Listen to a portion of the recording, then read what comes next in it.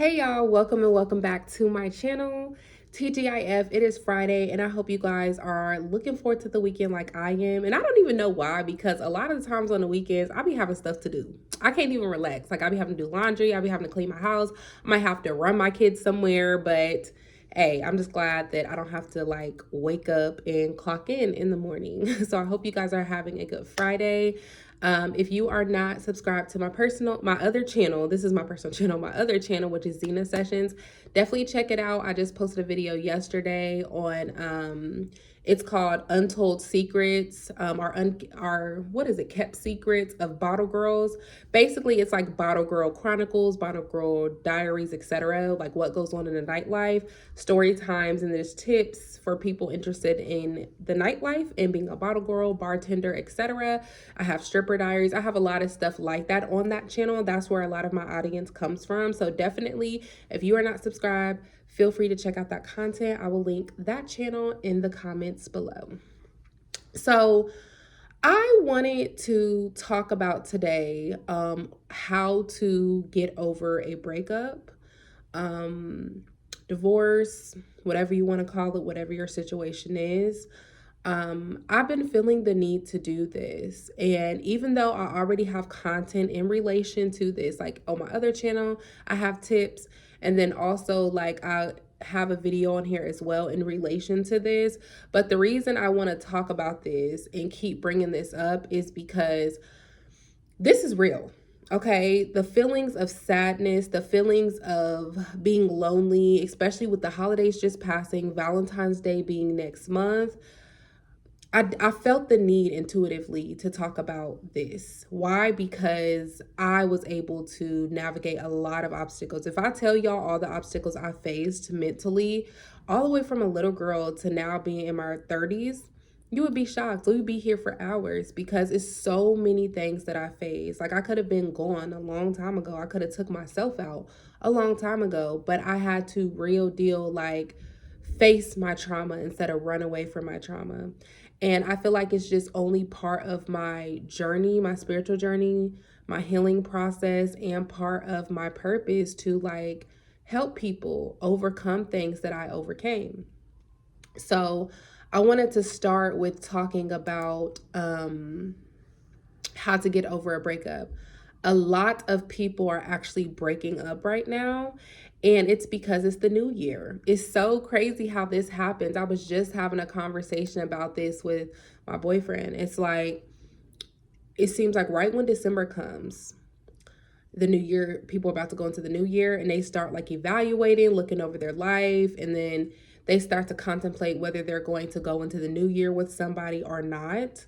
And I just think that they think about, is it worth me going into the new year? Is it not worth me going into the new year? You know, like they just start looking at the relationship as a whole, trying to see if it's worth it and or is it not worth it. So I wanted to go over these things just to try to help people get over this. If you don't know, which most of y'all who have been following me know, I'm a divorced mom of three.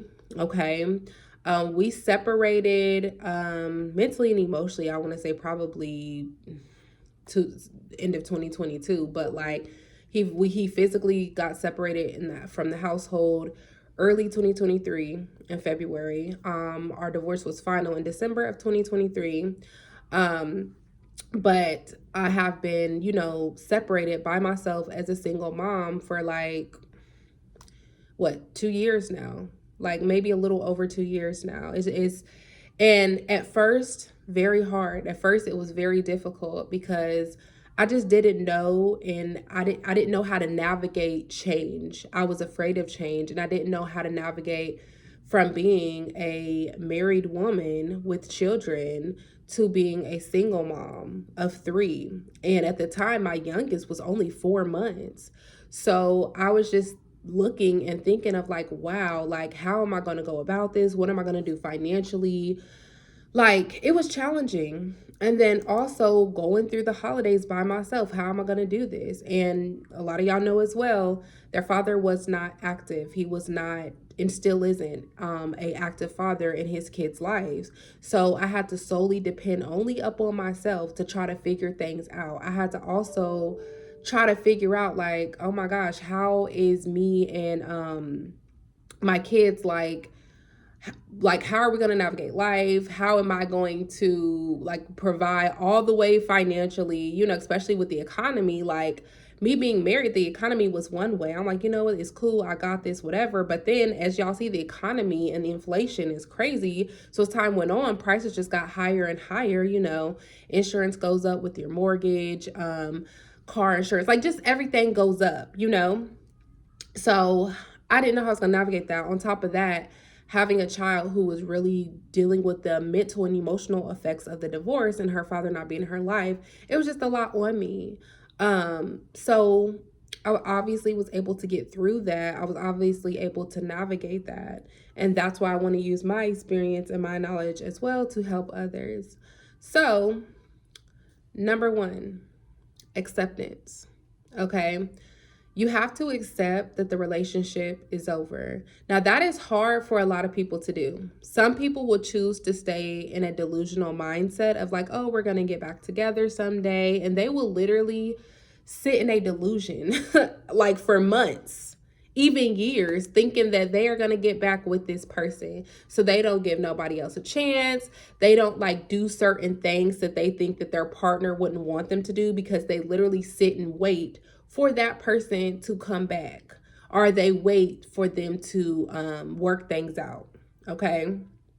Now, it's unhealthy in a way to do that because that might not ever happen. And if that person's not meant for you, then you should be glad that it's not going to happen.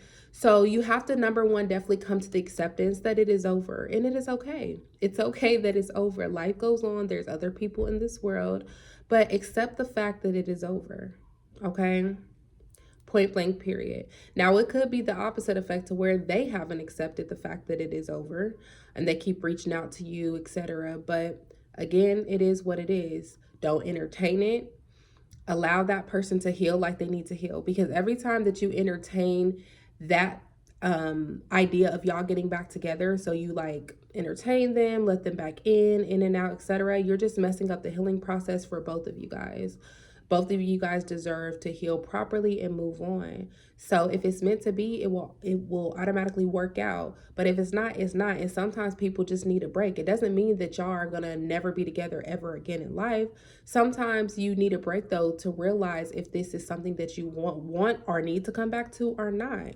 I don't know about y'all, but it's just crazy to me that people just want to live life unhealthy. Like it's like you could be in a whole toxic, unhealthy relationship where y'all are fighting and bickering and arguing 3-4 times a week, and you're okay with that. Like, I'm just not okay with that. And I'm at the age where it's like peace is everything to me.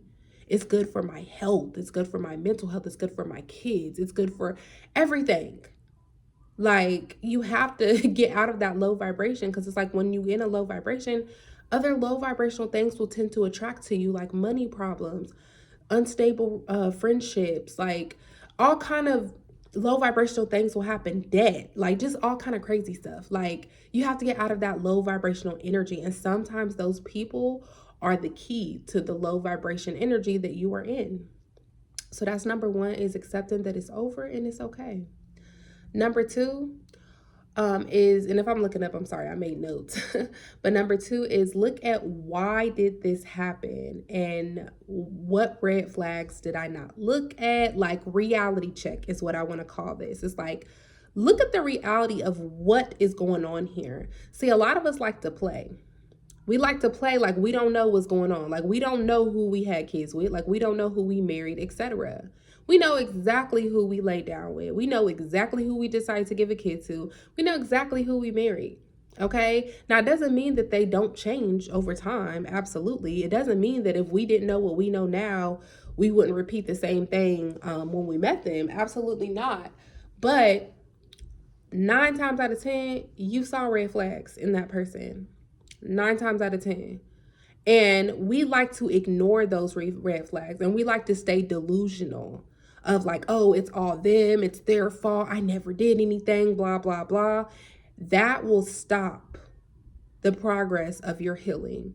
What a lot of people don't realize with healing is a huge part of healing is taking accountability for your actions. I don't care if that person even cheated on you. You stayed. You allowed it, you accepted it. You know what I mean? Like, and you took that person back in the past for that. That's what I mean. It's like you have to realize that you cannot properly grow and heal if you don't take accountability for your actions. How many times did that person play in your face? How many times did that person raise their voice at you? How many times did that person put their hands on you? How many times did you catch that person flirting with other people, talking to other people? How many times did you ask that person, like, hey, can you um take me out? Can we go on vacation? Can you do something special for me? Like, relationships take two people. Balance. How many times did you already know this was not a good fit for you? This was not a balanced relationship with you. Some people are who they are, and they're going to be who they are to the day they die. Our problem is trying to go in and change people. That's the problem. So again, a big part of healing is taking accountability. Like, me, I already know. I take accountability. Like, I already know all the stuff that I swept under the rug, that I allowed to happen, that continued to happen. So it's like, at the end of the day, who can I really blame but myself for being in these toxic relationships because I allowed the behavior. I allowed that. I allowed to be treated like that. That's part of me, the inner me, and my self love and self worth that I have to work on, you know? So, a big part, again, of healing is taking accountability for the stuff that you overlooked, the stuff that you should have put your foot down on a long time ago, and you probably wouldn't have got this far with that person. Okay? So, reality check for step number 2. Number 3, what did I learn? Okay. So after you've accepted the situation, after you've seen the reality check of what was going on, what did you learn? You want to navigate this because everything, in my opinion, happens for a reason. Everything. Stuff that we don't even understand, it's usually a bigger purpose behind it. Okay, I'm a very spiritual person, and I definitely believe that there's always a bigger purpose behind what's going on, what happened, why did this happen, even if we don't get it or understand it. What did you learn from this? An example for me is the biggest lesson I think I learned was self-love. Like, I did not realize that I did not love myself until I went through my divorce. Like, even at times when I thought, like, oh, I thought I loved myself. I thought I was this. I thought I was 10 out of 10. Like, no, I had to humble myself and look at myself like, you don't love yourself because look at what you're allowing. Look at how you allow this person to talk to you. Look at this and that, you know? And I, again, like I've said in my divorce story, etc., I'm not saying that I'm perfect. I've never claimed to be perfect in a relationship or anything like that. But again, it's a lot of stuff that I should have put my foot down as well. It's just a lot of stuff that should have never happened, you know? But I had to navigate that. I had to look at, what did I learn from this? Definitely learn self-love for me. But you need to look at your situation and realize, what did I learn from this? Because every relationship that you go through, every encounter that you have romantically, you should be learning something from it. Whether it's like, I need to stop laying down with people so quick. I need to stop giving so much to people and receiving little in return. I need to say no after the first time it happens. I need to set boundaries strictly. Like, whatever it is that you need to learn, only you know, but you need to navigate through this last relationship. And even the relationship that you just got out of, look at the relationship before that. Is there a pattern there? Is there a cycle there? Is it the same relationship with a new person? If you are a person who keeps getting cheated on, that's definitely something within you. You are attracting cheaters. Why are you attracting cheaters? It's probably something that you feel that you're lacking internally, to where you're accepting a lot of things and just attracting this. So again, what did I learn? Step number 3, and navigate this to move forward so you don't repeat it. Step number 4, heal. This is going to be healing time.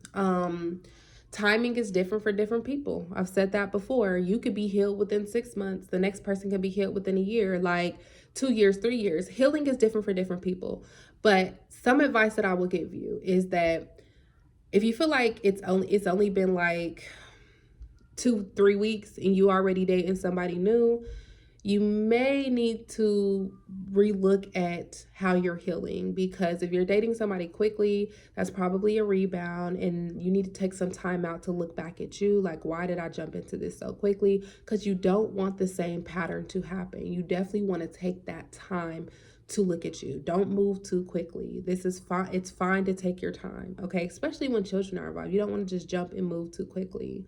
Um, if it's too long, it's been 2 years, 2.5 years. Like I said, healing is different for different people, but you don't also want to stay in that as well. It's time to get up and be like, okay, it's all right. I'm okay. I'm good. Let me get back up. I'm good. Okay. So again, I don't want to judge anybody on their timing, but I will say if you feel like it's getting a little too long, or if you feel like it's a little too short, possibly maybe you need to relook at your healing process. Okay. You don't want to have it a recycle of the same situation.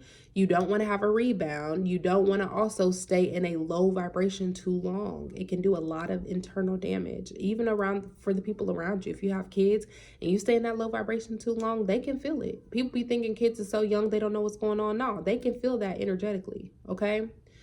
So number 4, heal. Okay, time to heal is different for different people. Get some help. In this healing process, get some help if you need it. If you feel like you need to speak to a therapist, speak to a therapist.